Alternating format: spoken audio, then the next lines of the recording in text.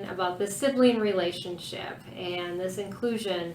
And I remember the first time you brought that up in a conversation when we were on our special needs moms night out, and I thought, I look back because I have two boys and a girl, kind of the same situation, and never quite looked at it that way. But my kids have a much better tolerance for one another than they would strangers. And they are different than each other. But I always told them, if you can get along with one another, you can get along with anybody else in the world. So I mean, it's this training ground in your home. Yes.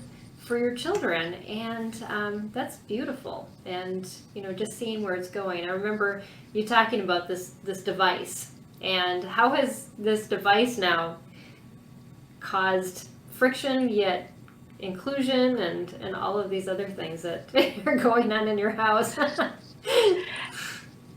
So the device, my older son's device has been wonderful, obviously, for him. I mean, it's given him a voice.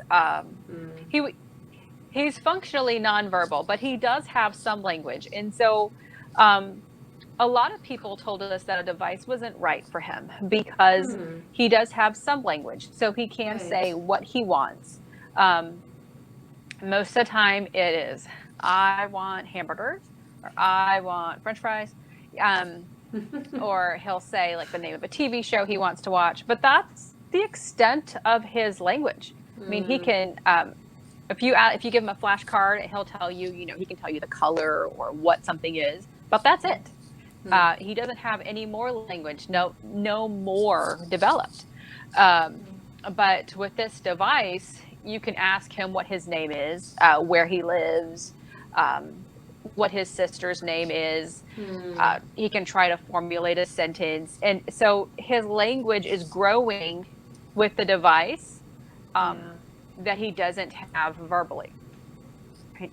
Now, my younger son, he stems off of Big Brother's device.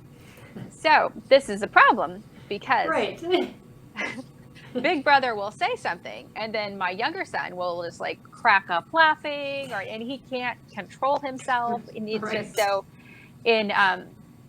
and so when you think about like our morning time where we're sitting down and trying to do our circle time, and I'm trying to make sure that we're getting all the core words and the sight words, and we're hitting all of these things, and Big Brother is learning where they are on his device. Every single time Big Brother touches his device, the other brother is just flying off his chair, and he just can't control himself. And so it was an absolute mess. And I had tried to remove him from our classroom. I had tried to have him sit down with Dad and just spend some time, because Dad's working from home. And it ended up becoming very distracting. Little brother would have a meltdown because he was being removed and he was missing out on things. And so then I just decided, okay, I'm just going to ignore it. I'm going to ignore it and just let it be. And I think too of myself as a classroom teacher. And if that were going on in my classroom, there is no way I could teach. I couldn't. I could not teach like that. But so little brother is trying to control himself. He's not very successful. And then little sister is sitting in between them, and just like, what am I supposed to do here? But we're just going on. I'm ignoring it, so they're ignoring it too. And half the time, Big Brother will turn around and just smile at little brother who's laughing, and which they weren't. They were aware of each other before. So when I say not aware of each other, it's that they were not connecting ever.